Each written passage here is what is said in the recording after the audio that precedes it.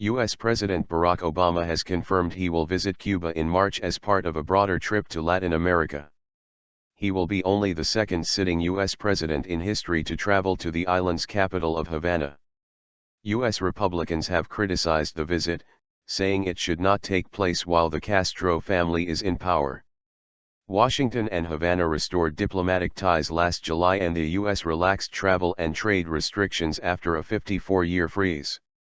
The U.S. president confirmed his Cuba trip in a post on Twitter, saying, "Next month, I'll travel to Cuba to advance our progress and efforts that can improve the lives of the Cuban people."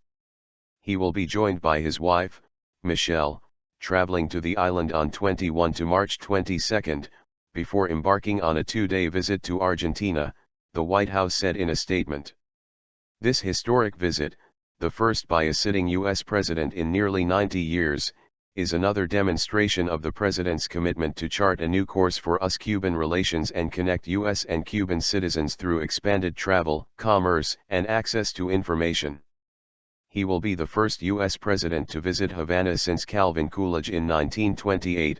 President Harry Truman visited the US-controlled Guantanamo Bay in 1948, and former President Jimmy Carter has visited Cuba several times since leaving office. President Obama is expected to meet members of civil society, entrepreneurs, and Cubans from all walks of life. But Republican presidential candidates Marco Rubio and Ted Cruz, both sons of Cuban migrants, said the visit was a mistake. Asked whether he would go if he were president, Mr. Rubio said, "Not if it's not a free Cuba." Mr. Cruz said Mr. Obama would be acting as an apologist and demonstrating weakness and appeasement to America's enemies.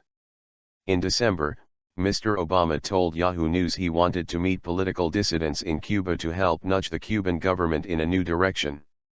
Cuba's government responded by saying Mr. Obama was welcome to visit but should not meddle in the country's internal affairs. Mr. Obama's visit could coincide with the signing of a peace deal in Havana between the Colombian government and rebels from the FARC group to end that country's civil war, due to take place by March 23. The deal was encouraged by the Cuban government. On Tuesday, US and Cuban officials signed a deal to resume commercial air traffic for the first time in 5 decades. However, the Republican majority in the U.S. Congress has blocked Mr. Obama's call to end the long-standing trade embargo. The embargo limits trade and also bans U.S. tourists from visiting the island.